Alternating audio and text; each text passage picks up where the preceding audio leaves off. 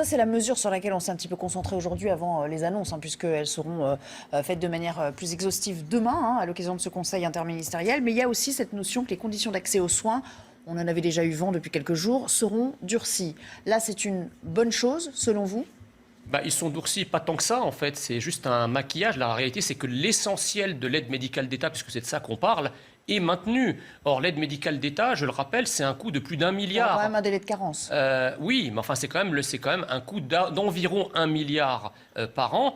À l'heure où la France a 100% de dette publique sur PIB, qu'on a des déficits sociaux, que le gouvernement est en train de chercher des économies partout, sur l'assurance chômage, sur les pensions de retraite, etc., je ne suis pas sûr, si vous voulez, qu'il faille entretenir la misère du monde alors qu'on peine à entretenir notre propre misère. Quand Guillaume Pelletier, pour les Républicains, dit tout ça, c'est de la carabistouille et il faut aborder les questions de manière plus transversale, c'est votre sentiment aussi? C'est qu'à chaque fois, on agit au coup par coup, on annonce des petits trains de mesures qui ne suffiront pas?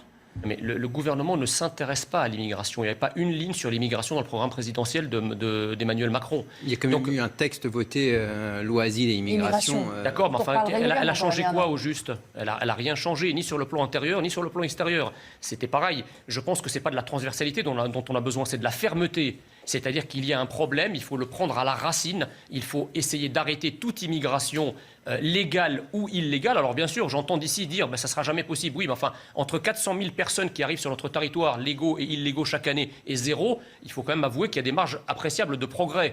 Donc aujourd'hui, ce que les Français demandent, c'est l'arrêt total de l'immigration, même s'il restera toujours une immigration résiduelle, mais c'est l'arrêt total de l'immigration, parce que l'immigration coûte cher, parce qu'elle pose des problèmes à la fois financiers, mais également identitaires. On le voit d'ailleurs avec ces quartiers qui flambent partout. Tout ça, c'est le résultat d'un laxisme migratoire sur le long terme. Merci Jean Messia d'avoir répondu à nos questions aujourd'hui. On va partir du côté de la Cour d'appel de Paris rejoindre... consiste en fait à minimiser systématiquement tous les actes délictueux qui se passent dans les quartiers. Voilà, quand il dit que chacun a son style pour décrire la réalité, c'est pas vrai, parce qu'une réalité...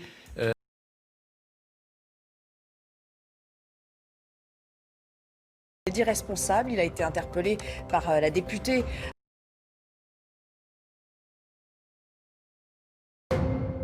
Une passe d'armes sur fond de chant lexical. Ça se passait aujourd'hui dans l'hémicycle. Probablement l'antifra. Réponse. Oui, non, c'est vrai qu'il a cherché à répondre à cette 60 quartiers que l'exécutif dit être. Aujourd'hui, on parle de ces quartiers dits sensibles et l'exécutif est à la peine. Jean Messia, avant de revenir au quota d'immigration à proprement parler, une réaction peut-être sur la justification apportée aujourd'hui par Édouard Philippe. Ça vous a convaincu ou pas? Édouard Philippe, si vous voulez, il est dans le logiciel qui est celui qui dirige la France depuis maintenant une quarantaine d'années, qui consiste en fait à minimiser systématiquement tous les actes délictueux qui se passent dans les quartiers. Voilà, quand il dit que chacun a son style pour décrire la réalité, c'est pas vrai, parce qu'une réalité, elle se décrit de manière très claire pour peu qu'on veuille la voir. C'est très important de mettre des mots sur les faits. Or, ce qui s'est passé à Chanteloup-les-Vignes, ce n'est pas une poignée d'imbéciles. Ce sont des gens qui relèvent de la cour d'assises. Ce sont des criminels. Alors, qui corrigent ensuite le tir face au tollé, c'est très bien. Mais d'ailleurs, sur son compte Twitter, Marine Le Pen avait déjà réagi à sa phraséologie ce matin, et ce qui a probablement contraint le Premier ministre à corriger le tir et à mettre enfin des mots sur les réalités. Ça me choque, si vous voulez, parce que notre économie connaît une croissance anémique. Nous avons un chômage de masse.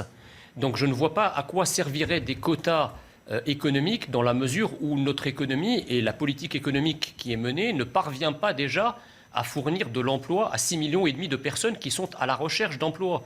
Donc les annonces, si vous voulez, du gouvernement visent ni plus ni moins qu'à créer une nouvelle filière d'immigration, c'est-à-dire l'immigration économique, à l'heure où précisément la stratégie économique du gouvernement ne parvient pas à faire une croissance riche en emplois. Voilà. Donc aujourd'hui, la France n'a plus besoin d'immigration. Si on veut vraiment, parce que vous allez me dire, oui, mais il y a 500 ou 600 000 postes régulièrement qui ne sont pas pourvus. Mais ça, j'allais dire, c'est ce que en économie on appelle le NERU, c'est-à-dire le taux de chômage résiduel, le taux de chômage frictionnel, qui est un taux de chômage habituel même en période de plein emploi. Donc c'est pas... On voit aux États-Unis, par exemple. On voit aux États-Unis. Et j'ajoute d'ailleurs que les pays qui ont mis en place des quotas d'immigration, parce qu'on parle souvent du Canada ou de l'Australie, mais il faut voir le taux de chômage dans ces pays-là. Le Canada, 5,7% de chômage. L'Australie, 5%.